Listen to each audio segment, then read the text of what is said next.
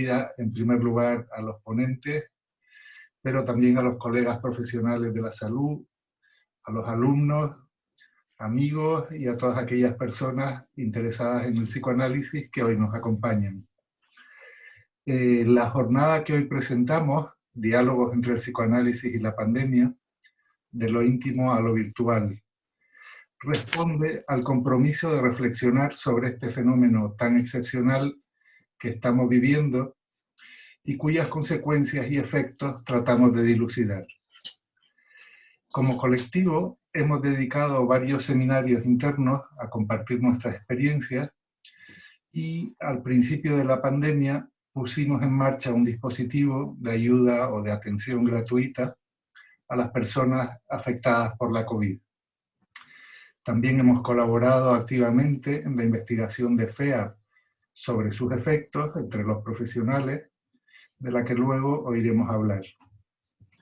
Como psicoanalistas individuales nos enfrentamos cada día en nuestras consultas a las diferentes situaciones y problemáticas que traen nuestros pacientes. Nos adaptamos a los ritmos y restricciones que la pandemia nos ha impuesto, procurando minimizar sus efectos adversos, pero también aprovechar las oportunidades que paradójicamente ofrece en beneficio de nuestros pacientes.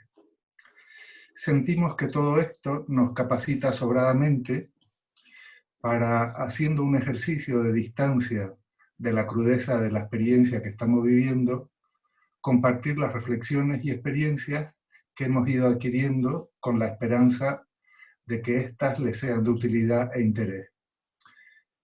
Muchas gracias a todos por su presencia y sin más voy a dar paso a Lucila Chávez, que es la moderadora de la primera mesa de la mañana, que lleva por título Distancia Vincular. Lila. Vale, muchas gracias, Javier. Pues vamos a pasar ya a esta primera mesa. Van primero a intervenir las tres ponentes y después vamos a abrir un turno de palabra. Os voy a presentar a Francisca Molero Rodríguez. Ella es ginecóloga y sexóloga clínica, es presidenta de la Federación Española de Sociedades de Sexología, es directora del Instituto Iberoamericano de Sexología, coordinadora del Máster de Sexología Clínica de la Universidad de Barcelona y miembro de la Academia Internacional de Sexología Médica. Nos va a hablar sobre los registros de la sexualidad. Os dejo con Francisca Molero. Muchas gracias. Si me permiten, voy a compartir pantalla.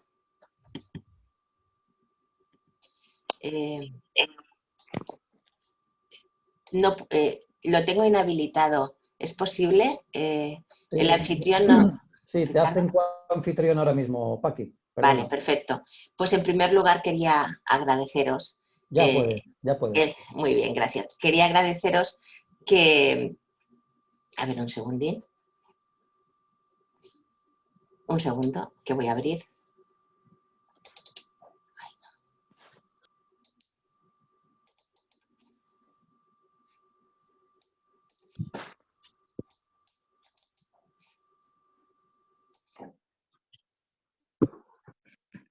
Vamos a ver si consigo abrirla.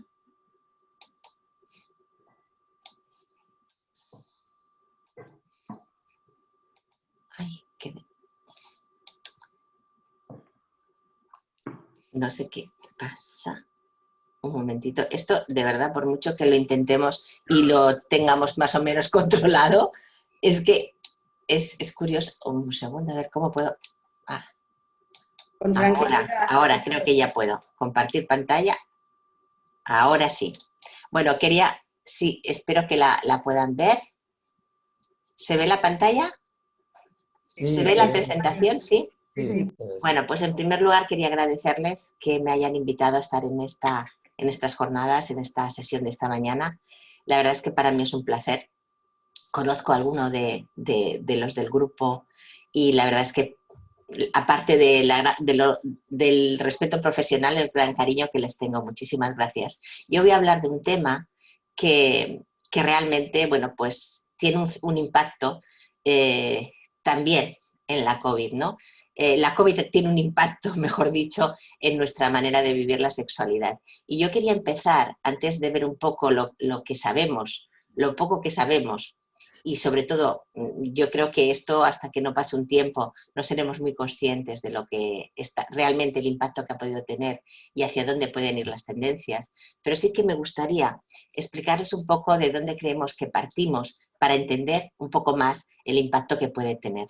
Evidentemente, la sexualidad, ustedes lo saben perfectamente, pero a mí siempre me gusta hablar del concepto, pues bueno, de la sexualidad de una manera integradora, con ese aspecto biopsicosocial, donde la cognición, la emoción y los sentidos son fundamentales en el ser humano para integrarla, y donde hablamos de sexualización. Muchas veces, al menos en otros foros, se nos olvida que igual que somos seres que nos socializamos a lo largo de nuestra vida y ya desde el momento de nacer, también nos sexualizamos. Y esa sexualización va a depender mucho de muchas cosas, pero entre otras del contexto donde estemos y de los modelos que nos están transmitiendo. Modelos que en algunos casos son modelos muy conscientes y en otros casos no son modelos mucho más inconscientes. Pero lo que es cierto es que la sexualidad actual, y al menos antes de la COVID, tenía unas características realmente diferenciales con respecto a otras épocas, otras generaciones. Unas características que realmente son muy interesantes para ver un poco también el comportamiento que tenemos las personas en otros ámbitos de la vida.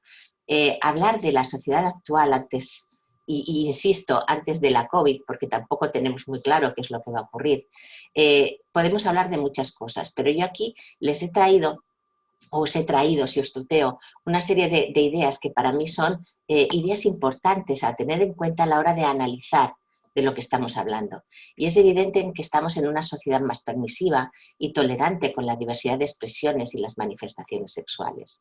Es evidente que hemos dejado atrás una cierta parte de culpa que hemos tenido en generaciones anteriores relacionada siempre con el placer.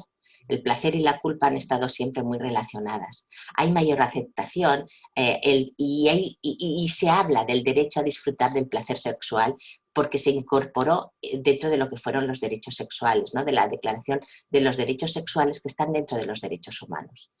Es evidente que hay un reconocimiento de la sexualidad femenina. Es la que quizás es la que más ha cambiado. Y es un reconocimiento de una sexualidad femenina de per se, no solamente relacionada con la sexualidad masculina o con la sexualidad del otro.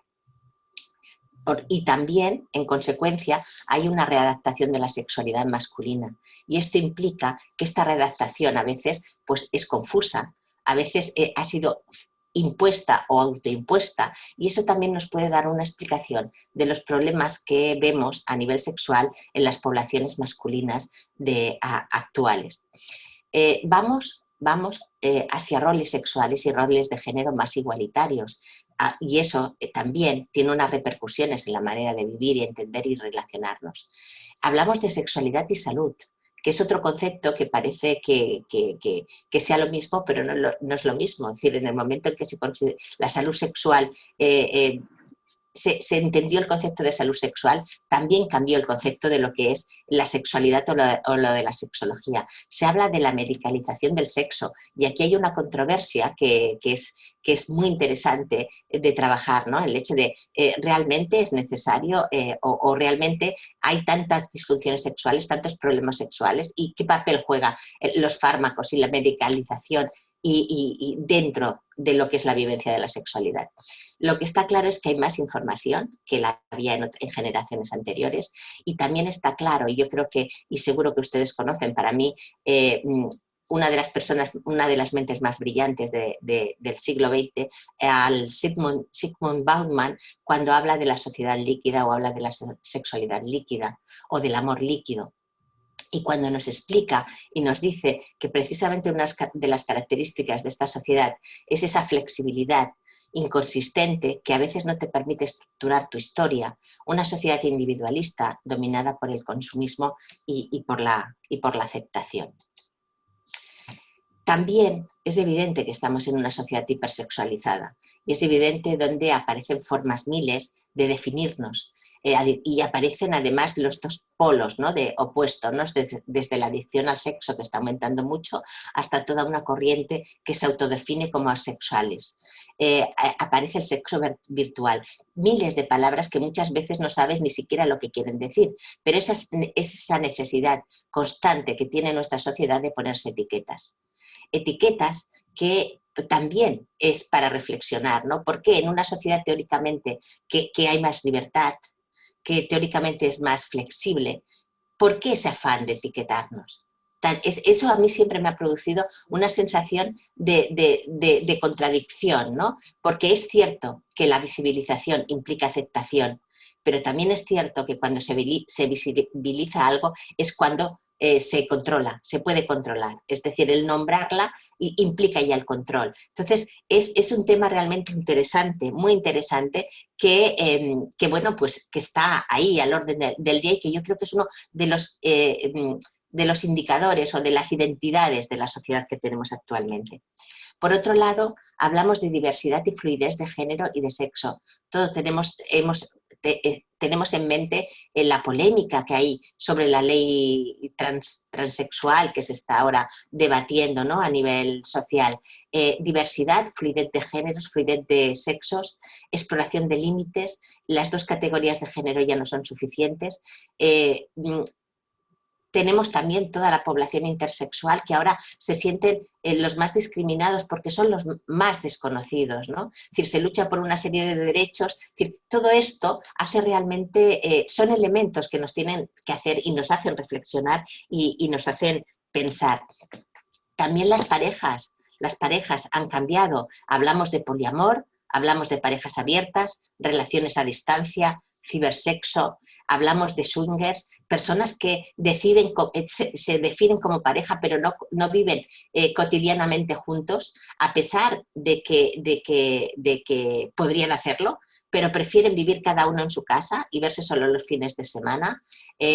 Todo el tema de los otakus es esa idea que empieza en Japón y que muchas veces sabemos que después se puede generalizar, ¿no? Esa sensación de no querer tener relaciones con los demás, de tener sexo exclusivamente con dibujos animados o con imágenes, fuera de lo que es totalmente la realidad del contacto. Todas estas cosas estaban presentes antes de la pandemia y seguramente, y muchas de ellas seguirán estando presentes en la pospandemia.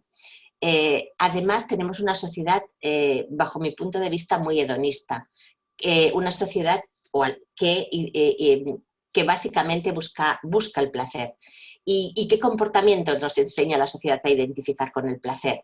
Pues cada vez tenemos más pacientes que, bueno, pues con mucha hiperactividad en su vida y también en el sexo. No estoy hablando de adicción al sexo, estoy hablando de la búsqueda esa de adicciones, de experiencias vibrantes, controladas, empaquetadas. Es decir, esto me produce un subidón de adrenalina, pero yo lo controlo, ¿no?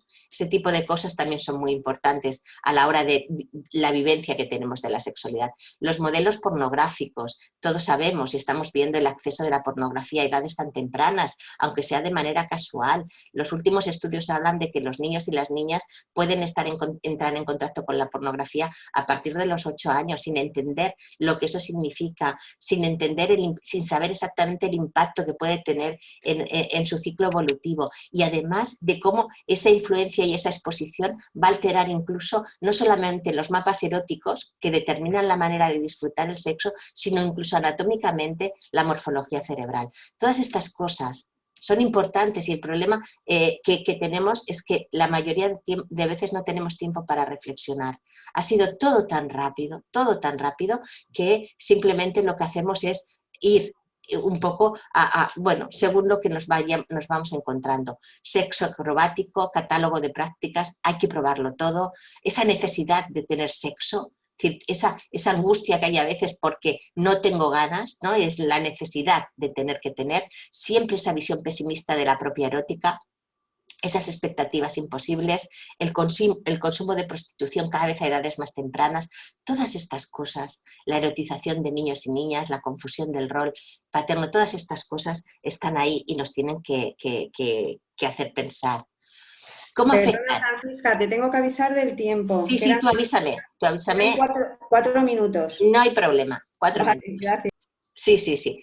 ¿Cómo afectan la COVID a las relaciones sexuales y amorosas? Pues eso ¿cómo ha afectado? Pues hemos hecho algunos estudios, pero los estudios que hemos hecho básicamente son online y están sesgados evidentemente a la población que utiliza las redes, con lo cual es difícil extrapolar, ¿no? Pero sí que tenemos en cuenta varias cosas, ¿no? Tenemos en cuenta lo que todos y todas sabemos, que los factores contextuales, que el tiempo de interacción, que cómo se han gestionado los pequeños o grandes conflictos, que con quién hemos pasado el confinamiento, si hay hijos adolescentes o hijos pequeños, cómo se ha hecho la distribución de faenas, todo eso ha influido en la manera de vivir esa sexualidad durante ese momento y la satisfacción, ¿no?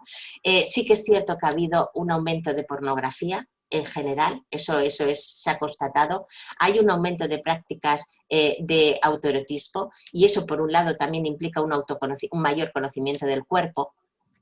Y lo que podemos decir es que sí que ha habido una versión más versátil de nuestras expresiones eróticas y sexuales. El sexo virtual es una herramienta que se ha utilizado muchísimo, sobre todo en parejas estables que no convivían juntos. Y eso ha implicado una manera diferente, ¿no? de disfrutar o de vivir la propia sexualidad. Y lo que sí que hemos visto es que se ha valorado o se le ha dado un plus a la pareja estable por esa función de confort y por esa función de seguridad que ha hecho pues, que realmente las personas que podían tener alguna dificultad más pudieran acudir para intentar mejorarla, ¿no? Y el gran problema está en las parejas, en las personas que buscaban pareja y no tenían pareja estable, ¿no? Y aquí sí que se ha visto que en las apps de contactos hay un mayor tiempo de interacción entre las personas que se comunican. Ese mayor tiempo de interacción me parecía importante, sobre todo porque últimamente estábamos viendo la presión tanto de hombres como de mujeres de tener que tener sexo en las primeras citas con las relaciones que establecían, las relaciones esporádicas, ¿no? Y esta autopresión muchas veces les creaba muchísimo problema, precisamente por el desconocimiento de la otra persona que genera inseguridad, ¿no? Y esto sí que se ha visto, un mayor tiempo de interacción comunicativa, que si eso se mantiene puede ser un elemento favorable de cara a disminuir precisamente ese tema de ansiedad.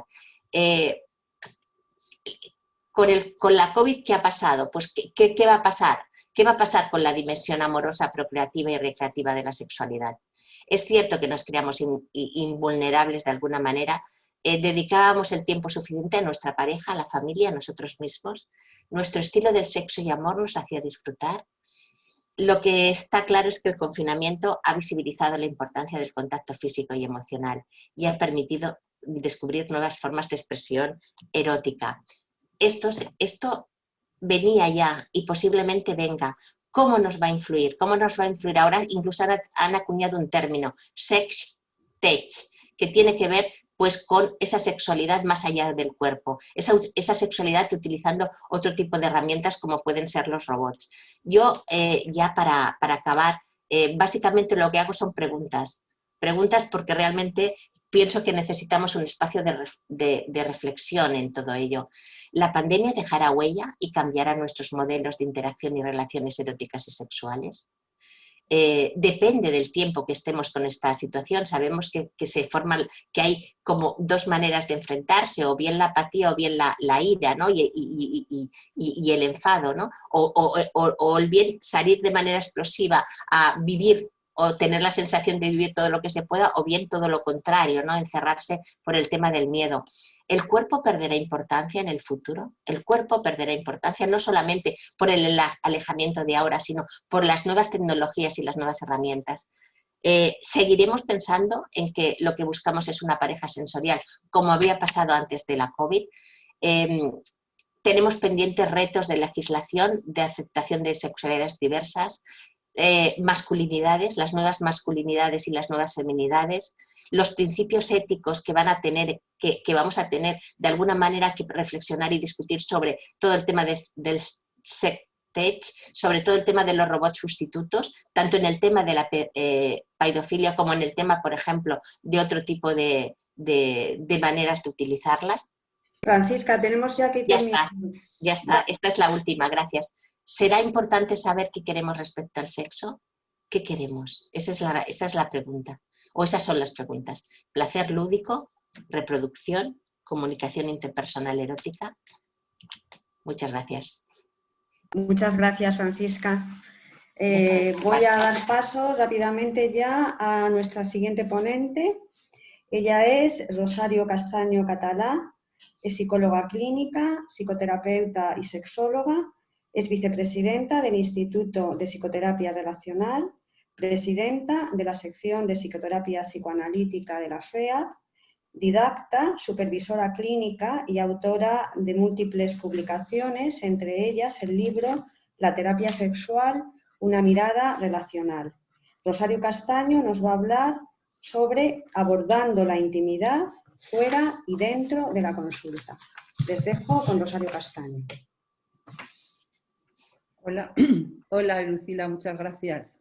Muchas gracias por tu presentación y muchas gracias al centro, a CEAP, porque yo creo que el título que habéis puesto a la conferencia, a este seminario de diálogo entre el psicoanálisis y la pandemia viene muy bien.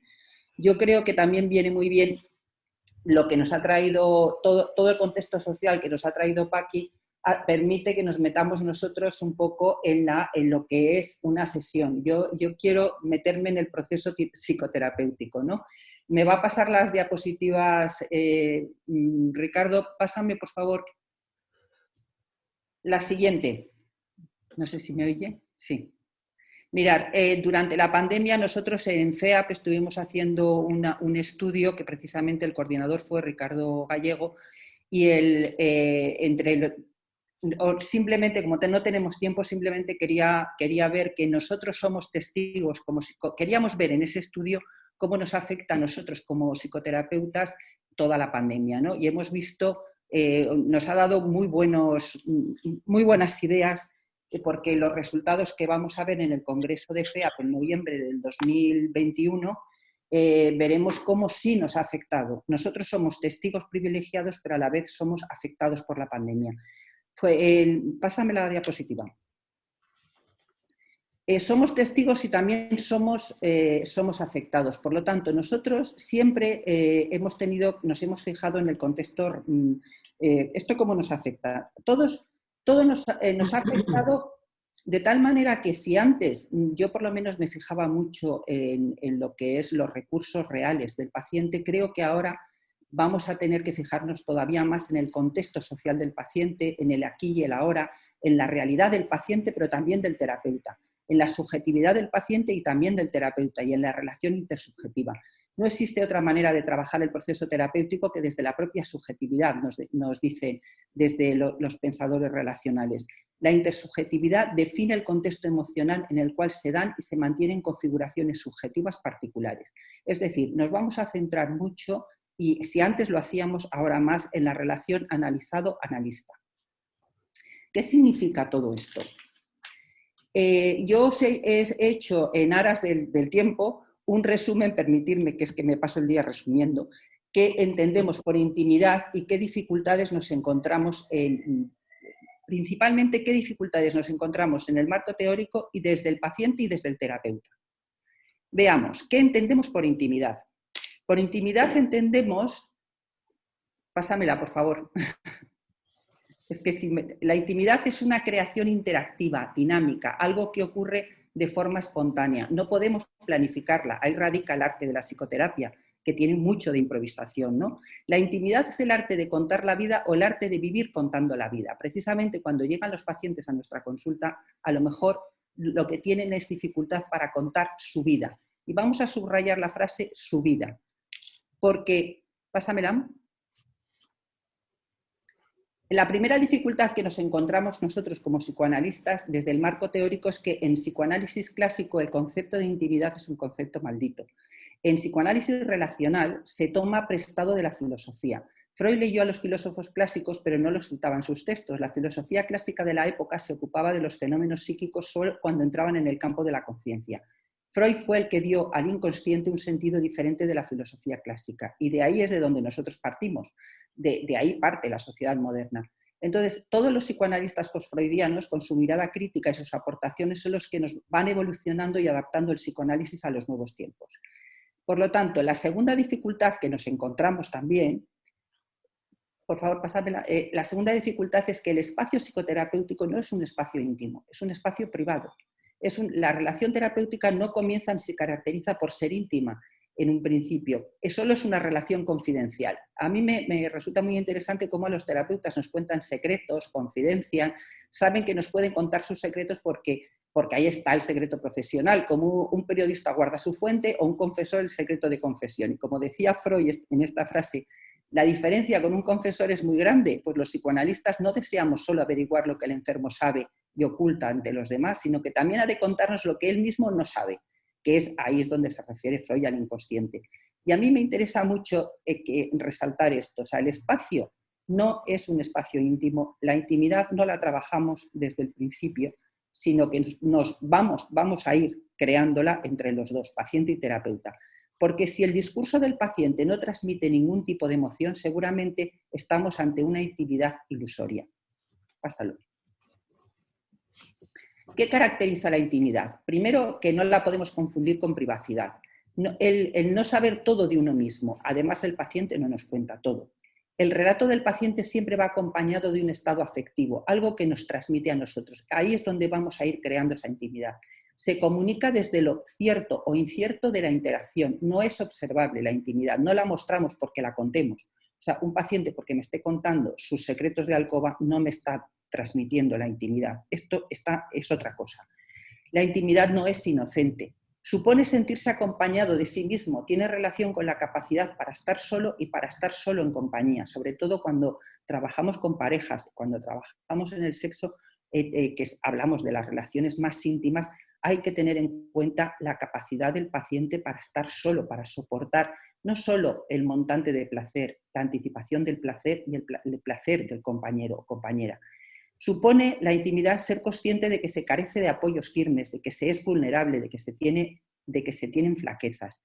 Además, esto es muy interesante cómo en el proceso el paciente va, a medida que va sintiéndose más, aceptándose más vulnerable, aceptando perder, va aceptando más el entrar en una relación mucho más íntima, tanto dentro de la consulta como fuera, con sus parejas e incluso con sus amigos.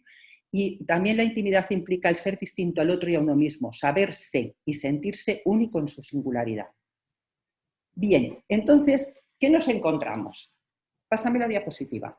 Digamos que la intimidad no la podemos confundir, y se confunde de hecho con privacidad, con identidad, con inefabilidad y con solipsismo. Yo os he puesto esta teoría frutal de la intimidad, pásamelo, porque nosotros estamos trabajando, o sea, como la persona como un aguacate. No me gustan los aguacates, pero me parece que lo cogí, esto lo copié modificado, lo adapté del filósofo José Luis Pardo, donde dice, la persona sería como un aguacate, lo público sería la parte exterior, lo brillante, lo que no, digamos el falso self de Winnicott. Lo privado sería la parte carnosa, nutritiva, suculenta, también la que se puede corromper.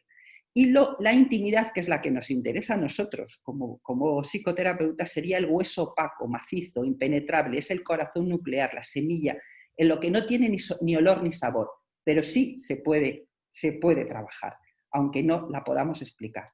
Pásamelo, por favor.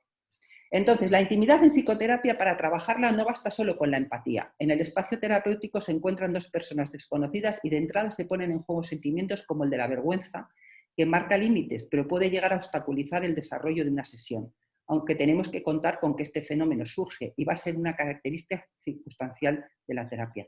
No basta con la confianza y la seguridad, que son súper necesarias, ni la conexión emocional, que seguramente se dará. Lo importante es el deseo que despierta el paciente en el terapeuta. Podemos trabajar con un paciente desde un deseo de ayudarle o desde el deseo de, por favor, que no vuelva, porque realmente no lo podemos soportar, pero eso ya significa un compromiso, ¿no? O sea, parece que nos puede vincular con él. Partimos de que la neutralidad y la objetividad como tal no existen. O sea, lo que Freud defendía del principio de abstinencia se está sustituyendo por la responsabilidad óptima y la frustración óptima. Esto, claro, he hecho un resumen muy, muy grande para el tiempo. Pásamelo. Entonces, ¿qué dificultades encontramos desde el paciente? Para trabajar la intimidad nos encontramos que hay grandes dificultades en la inocencia y la rigidez. Seguramente estáis pensando en muchísimos pacientes que os pasa eso, la falta de curiosidad por el mundo y por sí mismo. No encuentra un aliado la intimidad con la falta de conciencia de límites en general, tanto de finitud, del tiempo, que implica falta de experiencia del sí mismo, del otro, experiencia de lo concreto, de lo abstracto, de lo evidente o de lo profundo. Es decir, ese paciente que simplemente nos distrae, nos marea con un discurso muy abstracto que no habla de sí mismo, habla de la vida, no habla de su vida. La falta de deseo en general, como déficit de impulso o de apatía generalizada que acompaña a las depresiones en sus diferentes grados. Y esto se ve mucho, por ejemplo, en anorexia, bulimia y adicciones. Es muy difícil y nos resulta muy complicado trabajar desde la intimidad. La incapacidad para disfrutar del placer, ya sea físico, psíquico o social. Esto en muchas demandas de terapia sexual nos encontramos con la incapacidad para entrar en intimidad. Pásalo. También encuentra mucha resistencia a la intimidad en el apego inseguro, ambivalente y ansioso, en el narcisismo patológico, ya sea de piel fina o de piel dura, porque el narcisista patológico se mueve entre las idealizaciones y la falta de conciencia del paso del tiempo. Vive en una eterna adolescencia que no le permite implicarse ni con nada ni con nadie. Y con lo perverso, donde prima la manipulación y la disociación, la utilización del otro. Y se pelea mucho la intimidad con lo obsesivo-compulsivo, donde realmente en vez de interpretar tendremos que confrontar, porque se defiende mucho, se evita y niega. ¿Qué otras dificultades encontramos? Yo lo llamaría más obstáculos, o lo llamo más obstáculos desde el terapeuta. Estos obstáculos tienen que ver con cómo trabajamos y cómo creemos que trabajamos. Hay que tener yo os he ido poniendo como 7 puntos claves para reflexionar. La neutralidad y la objetividad siempre están presentes. Trabajamos desde la neutralidad y objetividad porque, aunque yo antes haya dicho que la objetividad y neutralidad no existen como tales, se sustituyen por otros conceptos, otros términos, sí que intentamos serlo por lo menos. Pero ¿estamos haciendo un ejercicio intelectual o estamos prestando atención a nuestra comunicación afectiva inconsciente? Esto nos lleva a los términos que están ahora muy en debate, que es sobre los enactments. Nos resistimos a la contratransferencia, no queremos, los términos de autorrevelación y autenticidad son muy importantes porque un paciente podrá soportar que nos equivoquemos, pero nunca va a poder soportar que no seamos auténticos. Rosario, quedan 4 minutos. Ya acabo. Ya acabo. Gracias, Lucila. Toleramos el no saber del paciente, nos dejamos sorprender. O sea, no se trata de tengo que encontrar la distancia, tengo que acortar distancias para trabajar la intimidad con el paciente, sino tenemos que detectar tendencias distanciadoras. Eso dependerá un poco también del carácter de cada terapeuta y del carácter de cada paciente. Tomamos excesiva cautela. ¿Qué nos domina más, la compasión defensiva o una compasión responsable? Una compasión defensiva hace que nos quitemos de encima al paciente de 1000 maneras. Una compasión responsable hace que realmente tengamos que decir, bueno, aunque me dé mucha pena, aunque me dé mucha rabia, aunque me dé emociones que no soporto, me quedo aquí. Intento escuchar e intento ayudar. ¿Abordamos los límites o presionamos demasiado los límites? Aquí ¿conseguimos que el paciente tenga su propia voz o nosotros hablamos por el paciente y trabajamos desde la perspectiva de género? Pásamelo. Todo esto, como modo de conclusión, podemos decir lo que hablaba al principio. La intimidad es una creación interactiva, dinámica, algo que ocurre de forma espontánea, no podemos planificarla, ahí radica el arte de la psicoterapia, y requiere abordarla desde la hermenéutica de la confianza, que implica desconfianza. Yo creo que tenemos que ser desconfiados, porque el paciente siempre nos va a dar su lado más brillante, su lado público, no nos va a dar su parte más íntima y más escondida. Con la empatía no es suficiente. Para el terapeuta abordar la intimidad no es tarea fácil, supone tener una mirada hacia la propia subjetividad, y para el paciente supone empezar a aprender a contar la propia vida. No hablar de la vida, es hablar de su vida, es tener su propia voz, sentirse acompañado de uno mismo en una cierta fragilidad que se convierte en fortaleza. Y esto hay que abordarlo desde la seguridad, la confianza, los límites y en una relación asimétrica que requiere constantes negociaciones, donde se practica la responsabilidad óptima y la frustración óptima, que nos proporcionan la auténtica afectividad.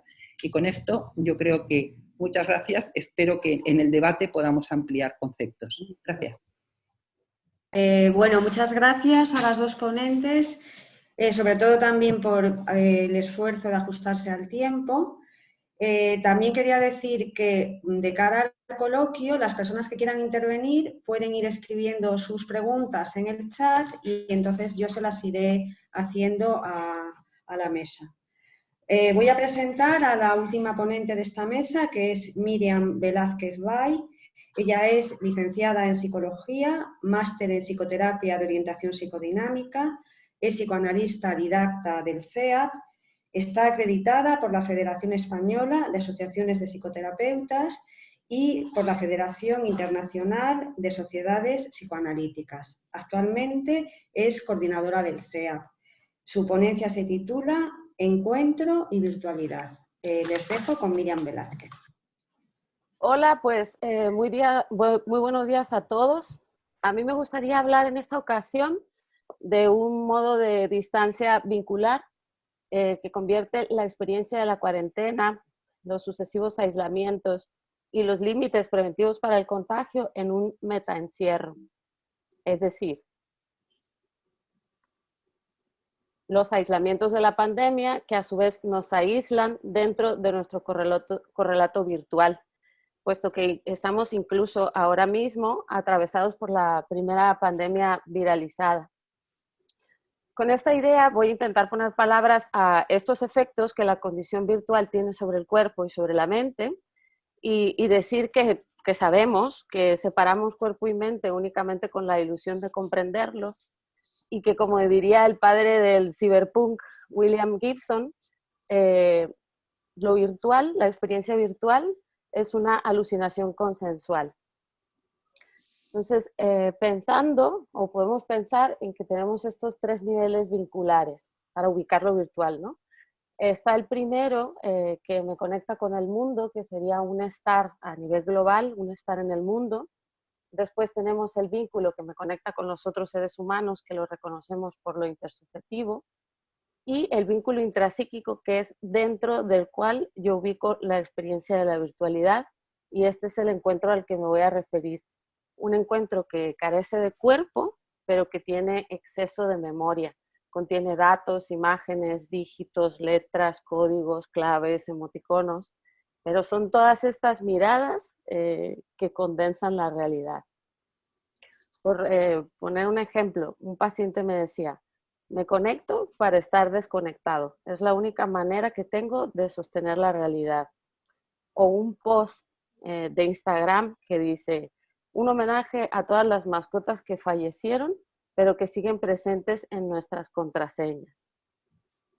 Estas frases que parecen aparentemente inconexas se sostienen con un mismo común denominador, que es que la virtualidad construye un correlato de nuestra existencia en donde el flujo de los límites entre realidad interna y realidad externa se diluyen. Cierto es que esta era nos ha convertido en datos, sin embargo estos datos no son aleatorios como los síntomas, que nunca son aleatorios tampoco. Ahora por lo pronto hacemos como podemos, inventando sucedáneos donde aún no podemos nombrar. Lo esencial está debajo de lo virtual y la paradoja de lo virtual durante esta pandemia es que era la única ventana que teníamos para asomarnos al mundo, incluso para vernos, entre comillas, a nosotros mismos, lo cual la convirtió en esencial. Entonces, me gustaría empezar con los efectos sobre el cuerpo, que así en suma yo asocio con una interrupción de la continuidad existencial y como consecuencia de esta interrupción, la migración al cuerpo virtual. Es el cuerpo el que sabe con exactitud lo que nos falta, lo que necesitamos, lo que tuvimos que soportar. Siguiendo con esta idea de Alice Miller con respecto a un cuerpo traumatizado, este cuerpo niega, disocia, reprime, y para deshacerse de ese malestar volcado al cuerpo, necesita primero reconocer qué es lo que ha reprimido, cómo ha negado, qué es lo que ha tenido que disociar.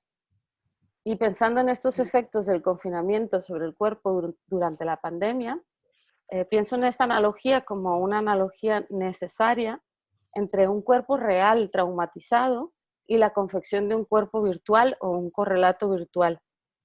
Por la cantidad masiva de virtualidad que hemos tenido que tramitar.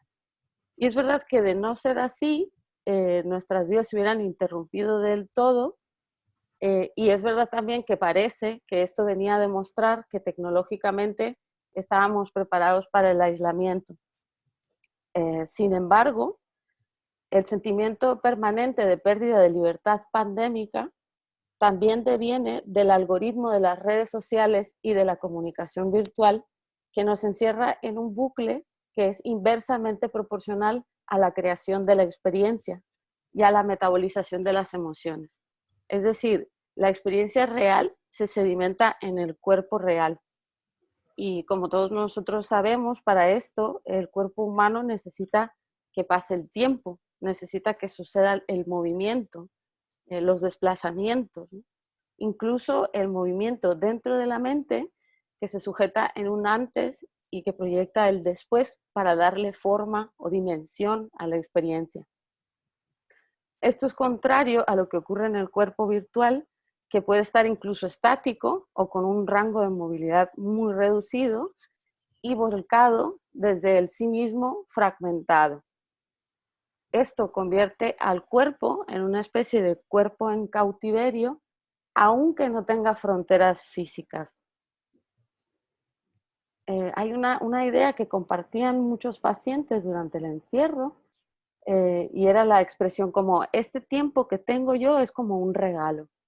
Tengo tantas cosas que hacer y no lo estoy aprovechando, ¿no? Porque durante el encierro tuvimos virtualmente millones de libros liberados para descargar, todos los recorridos virtuales de todos los museos del mundo, miles de cursos online, tutoriales, es decir, todo liberado, ¿no?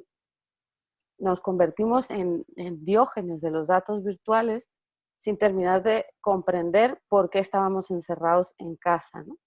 Y si recordamos a Lacan, la falta es necesaria, o sea, la falta nos organiza, ¿no? Contrario a esta idea de tenerlo almacenado todo virtualmente. Sumado a ese fallo en la realización de la experiencia real y siguiendo una idea del yo piel, la piel, metafóricamente para el equilibrio mental, tiene 3 funciones vitales.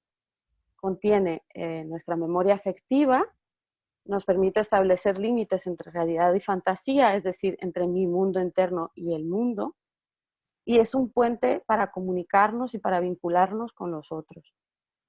Por este motivo hemos tenido que emular la piel de los otros en cuerpos y en encuentros virtuales, optando por métodos, entre comillas, ¿no?, más higiénicos que sustraen la atención del encuentro y el ejercicio de poner mi propio cuerpo. Esto lo hicimos a través de migrarnos a alguna pantalla de algún dispositivo electrónico, lo que convierte el encuentro en un espacio libre del miedo, pero reprime simultáneamente nuestro deseo de tocar y de ser tocados. Es decir, podemos poner a circular el cuerpo virtual en las redes sociales a falta de la posibilidad de transitar en las calles vacías y en las tiendas cerradas. Podemos hacer publicaciones de todas nuestras actividades, de nuestra cotidianidad, de nuestros estados, ¿no? Sin embargo, esta producción exige una elaboración y una inversión en la energía psíquica que luego repercute en el organismo, que es parte de esa fatiga pandémica de la que hablan, ¿no?, como la nominan ahora, ¿no? Es decir, el cuerpo también está agotado y también está deprimido del ejercicio de crear ficción, o sea, de tener que migrar todas sus facetas a virtual. Una paciente me decía, siento que he envejecido mucho este año, ¿no? Siento que he envejecido, pero no siento que he madurado. Es una frase como que cierra ahí esta idea. Después quería enumerar los efectos sobre la mente, o la idea con la que yo asocio a una especie de hiperactividad virtual. Byung-Chul Han dice, cerrar los ojos es un símbolo de clausura contemplativa. La enorme afluencia de imágenes e informaciones hace imposible cerrar los ojos. Han, desde sus reflexiones, dice que los rituales construyen narrativas para que el ser sostenga su sentido. Si no tenemos, lo único que nos queda es información. Y en la hipersaturación del entorno mediático se nos atrofia la capacidad no solo del pensamiento crítico, sino de la producción de pensamiento. No se nos ocurren ideas. No solo se nos apaga esta capacidad creativa, sino que simultáneamente se cuelan ideas persecutorias e ideas paranoides, también por el exceso de teorías de conspiración que están en los medios de comunicación, de nuevo también por el algoritmo de las redes sociales y el Big Data. Y en la falta de rituales y de rutinas globales, aumentamos la defensa obsesiva como una manera de compensar nuestra imposibilidad de predecir el futuro inmediato e incluso de organizar nuestro día a día. La imposibilidad real que no hemos tenido de despedirnos mediante funerales por la COVID hace que el proceso de duelo se convierta en algo más melancólico, como sugería Freud, ¿no? En la incapacidad de resolver un duelo normal. Y en ese momento es donde el ser humano puede utilizar la virtualidad para enfrentar una pérdida, depositándola en un espacio que es utilizado como un más allá, como una posibilidad de reencarnación de la perpetuación de la existencia, incluso de la existencia del ser sin cuerpo. Y de la misma manera ocurre para aquel otro ser humano que requiere la elaboración de alguna abstracción. El espacio virtual sin renuncia puede convertirle en un ser omnipotente, lejano de la necesidad mortal de elaborar un duelo. Los tiempos de las actividades virtuales en línea necesariamente tienen que ser acortados, lo estábamos comentando justo antes de empezar, por el agotamiento. Miriam, te tengo que avisar de que te quedan 4 minutos, ¿vale? Ok, bien. Gracias. Los tiempos necesariamente tienen que ser acortados porque la herramienta agota mucho cognitivamente. Sin embargo, la conectividad produce un efecto contrario, produce un efecto de hiperactividad que progresivamente se convierte en una necesidad y que actualmente está denominada por Dan Herman, que es un especialista en marketing, que esto también es muy curioso, ¿no? Un especialista en marketing está denominando este síndrome que se llama FOMO, que es el Fear of Missing Out, o el miedo de perderse de algo, en donde se analiza que se convierte esta actividad en una compulsión de estar permanentemente conectado y permanentemente tecnologizado por el pavor que produce, por un lado, la no existencia en el mundo virtual y la sensación de que la vida de los demás es mejor o es más interesante. Simultáneamente, la posibilidad de estar permanentemente conectados durante el encierro nos palía la terrible sensación de soledad, ¿no? Es decir, todos estos usos de las herramientas nos convierten en usuarios automatizados en modo multitarea, en donde el exceso de información atrofia nuestra percepción del tiempo y de los límites, tanto temporales como del dentro y del fuera, o de lo íntimo y lo público, entre comillas. No tuve un solo paciente durante el encierro que estuviera teletrabajando y que no me hiciera comentarios como, por ejemplo, no puedo no contestarle a mi jefe si se supone que estoy en mi casa, ¿no? O si mi equipo de trabajo está en línea, yo también tengo que estar en línea, aunque sean las 2 de la mañana. Tengo que estar disponible. Estas frases ponen en evidencia esa difuminación de los límites de los que hablaba. Y bueno, para terminar, me gustaría apuntar que nosotros como terapeutas tampoco estamos exentos de esta migración. Nosotros también tuvimos que virtualizarnos y tecnologizarnos, tuvimos que mostrar nuestra vulnerabilidad ante la pandemia y trastocar todo lo relativo a la simetría, la neutralidad, el encuadre. Y progresivamente tenemos que aprender más sobre esta alucinación consensual para, así como construimos los encuadres que ya conocemos, podamos construir o reconstruir, ¿no?, nuevos encuadres virtuales y nuevas formas de encuentro, que de ser posible se salgan de la lógica binaria de lo virtual real, podamos entender lo que significa el yo virtualizado o esa mutación antropológica como cambio tecnocultural al que se están refiriendo los filósofos, ¿no?, como Franco Berardi, por ejemplo. Y esto no solo para estar preparados para nuevos encierros, sino para comprender todo eso del mundo interno que estamos migrando a lo virtual y que lo podamos integrar dentro de los tratamientos.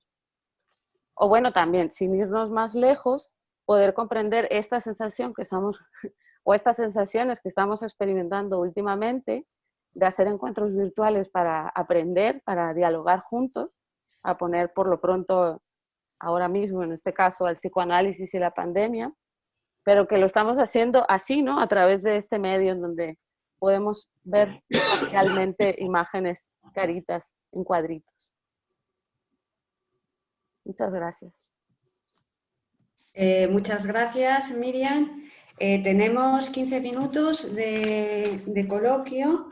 Me gustaría empezar haciendo una pregunta para las tres ponentes.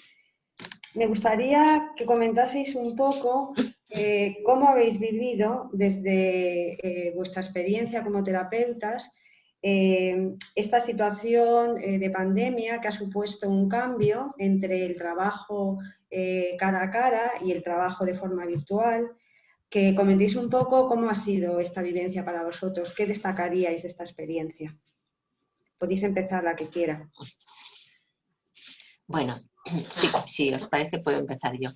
Hombre, yo creo que como todo lo que significa un cambio, y además un cambio tan importante como el hecho de no tener a la paciente o al paciente de manera presencial, pues implica de entrada una cierta inseguridad, ¿no?, y una cierta sensación de no saber realmente, bueno, de cierta incomodidad, tanto por parte del profesional como por parte del paciente. Además, en mi caso concreto, que muchas veces cuando hago terapia necesito exploración, es muchísimo más complicado, mucho más complicado, ¿no? Porque a veces la exploración desde mi punto, bueno, desde mi formación profesional implica un acercamiento. Muchas de las terapias sexuales que yo hago, algunas tienen que ver con vaginismo, dispareunia, tiene que ver con una discriminación de patología orgánica, que de alguna manera, pues claro, eso se queda totalmente interrumpido, ¿no?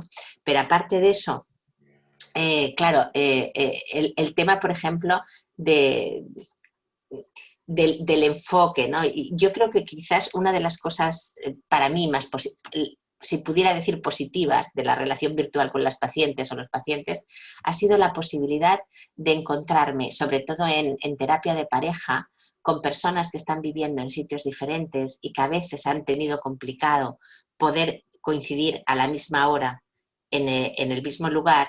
Entonces, la posibilidad que te permite que cada uno en su sitio pueda conectarse a un ordenador y tú estés con ellos, ¿no? Eso yo creo que es una de las cosas positivas en ese sentido, ¿no? O gente que era imposible trasladarse porque estaba en otro lugar, ¿no? Entonces, eso pienso que es una herramienta facilitadora. Ahora, la gente sigue pidiendo muchas veces, ahora todavía, el tema de las visitas virtuales, porque sigue habiendo mucho miedo al contagio, sobre todo dependiendo también de las comunidades autónomas, me imagino, ¿eh? Aquí en Cataluña sigue habiendo mucha resistencia a ir presencialmente, hay mucho miedo todavía al tema del contagio, ¿no? Y entonces es eso, ¿no? Están más tranquilas o más tranquilos si se hace de manera virtual.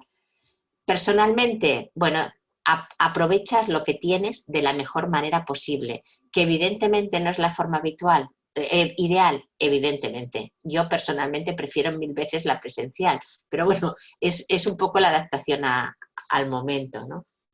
Gracias. ¿Alguna más quiere intervenir? Rosario o Miriam. ¿Es el micrófono? Sí. Vale, Miriam. Perdona, es que estaba hablando en silencio. Una cosa, me parece que la pregunta es muy pertinente y creo que me ha hecho pensar un poco volver a la pandemia, ¿no? O sea, me costó mucho cambiar lo presencial por lo virtual. Me resultó bastante dificultoso desde lo personal, ¿eh? O sea, pensando que me perdería, ¿no? O cómo nos iba a influir. Yo lo que he visto es que influye de una manera. Primero, el cuerpo, al no estar presente, parece que las personas, por ejemplo, que son muy fóbicas, viven mucho mejor esto. Se convierten, tienen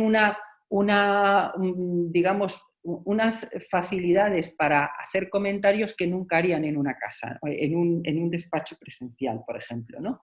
Luego he visto personas que son muy evitativas, que incluso me lo dicen, dice, la presencia del cuerpo del terapeuta, la verdad es que me hace que esté mejor aquí, online, ¿no? Y no quieren venir a presencial. Ahora tendremos que hacer un trabajo para que vuelvan a lo presencial. O sea, que ha habido de todo y sobre todo yo como terapeuta me he ido adaptando, pero con muchísima dificultad porque la escucha es diferente.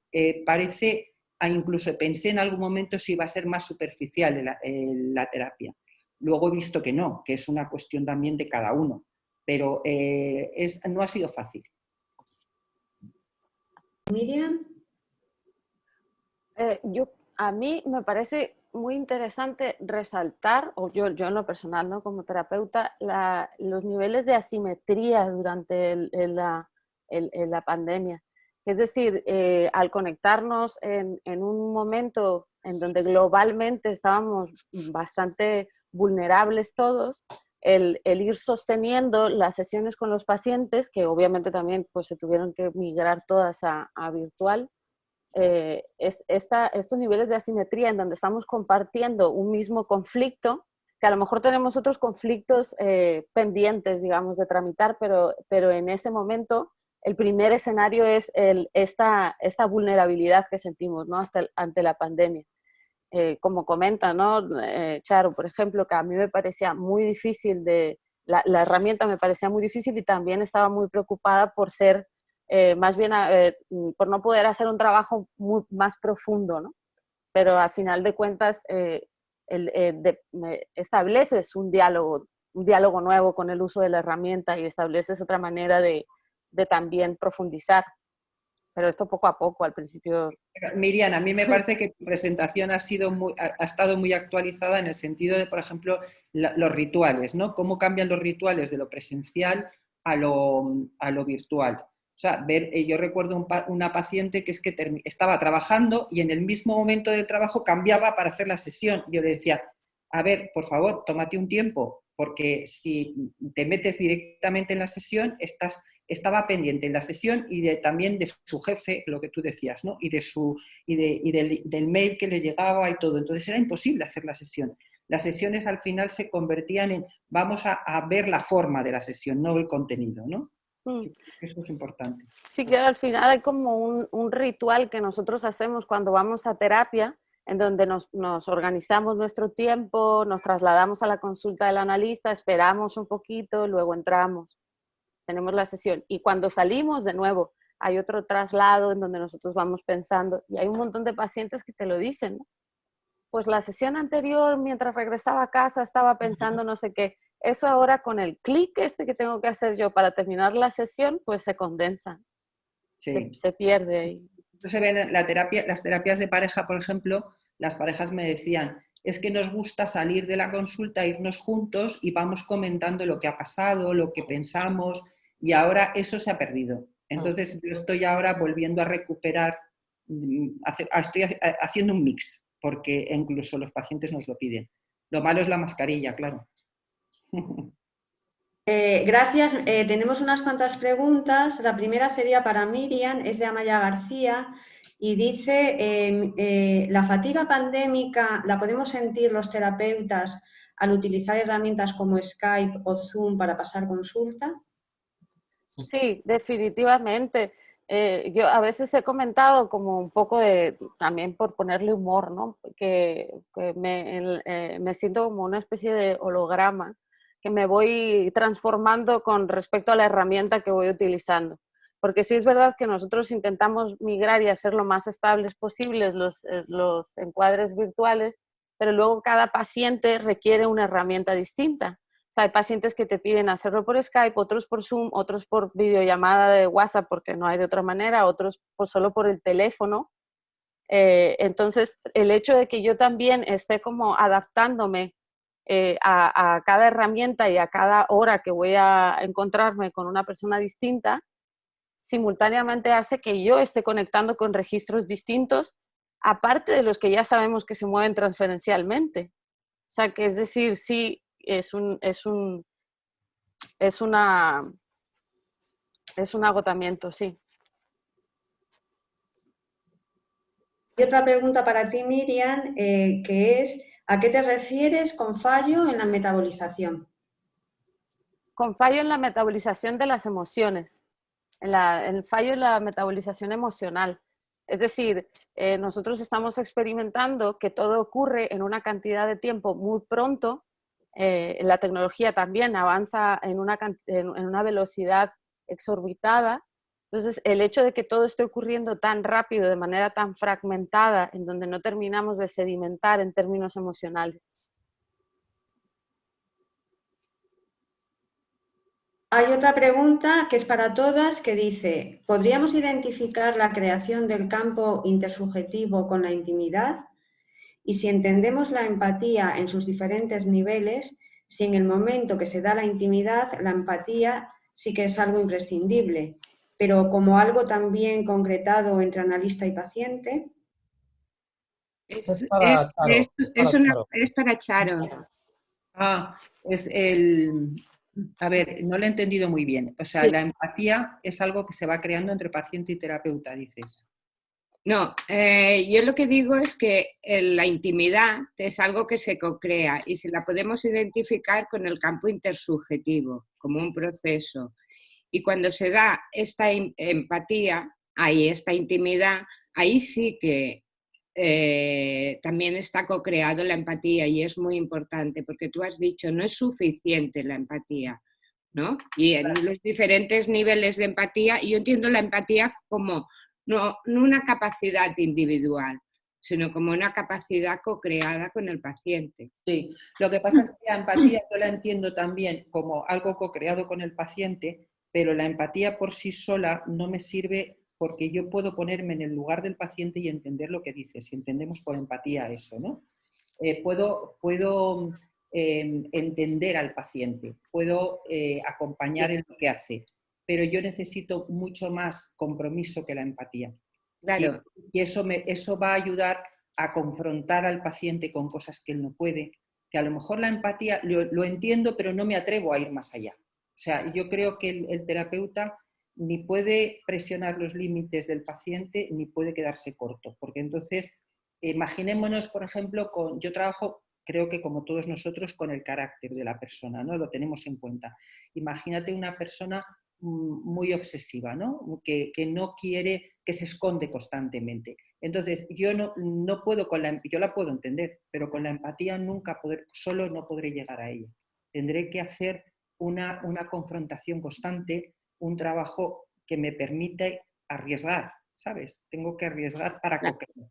Sí, entonces esto era lo que decía, si primero se ha de crear esa intimidad para que la empatía funcione. Yo creo que la intimidad se va a ir creando, o sea, la intimidad no la vamos a crear desde el principio. No, claro. Nunca, porque nos va a costar incluso a nosotros, primero porque los sentimientos humanos, los básicos, que los que Coders habla en sus libros, ¿no?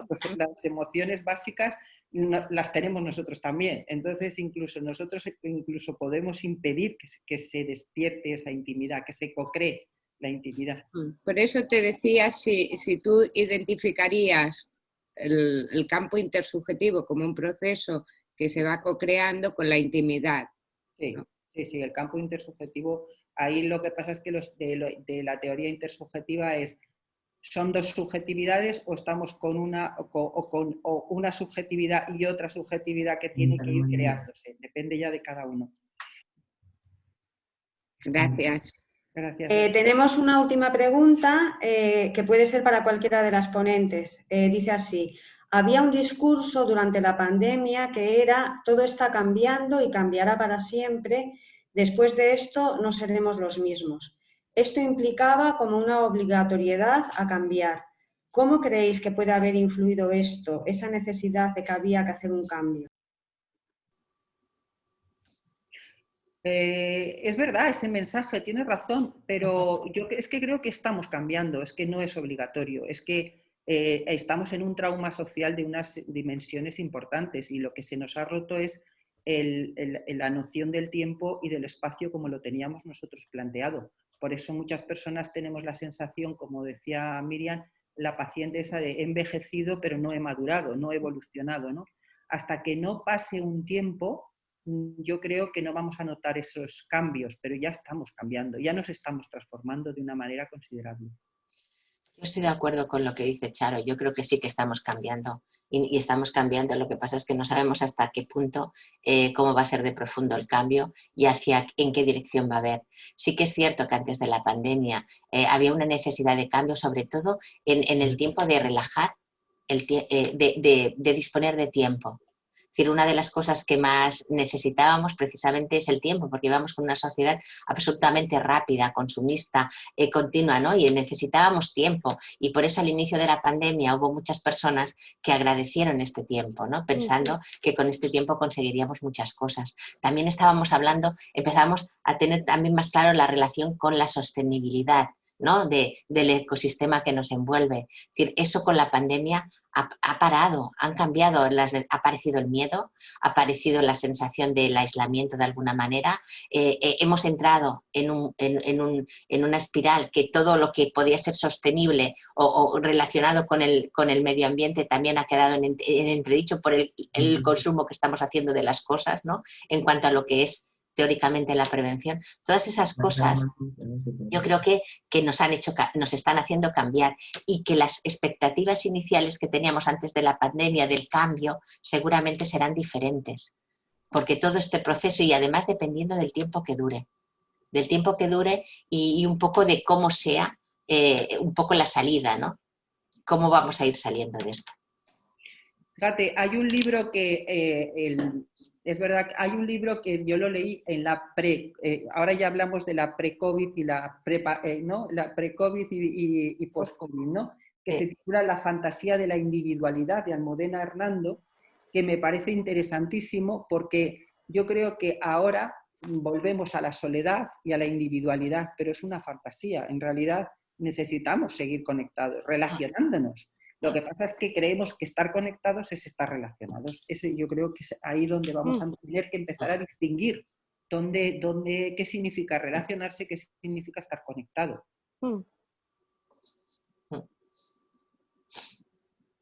En principio ya estamos, nos hemos pasado ya 1 minuto del tiempo. De momento no hay más preguntas en el chat. Creo que Pedro Gil había levantado la mano. Pero no sé si nos va a dar tiempo de que puedas intervenir ahora, Pedro, porque tenemos ya que pasar a la siguiente mesa. Lo siento. Entonces, pues nada más, dar gracias a las 3 ponentes por su presencia aquí y por sus comunicaciones que han sido muy interesantes y muy sugerentes y muy actuales, y damos paso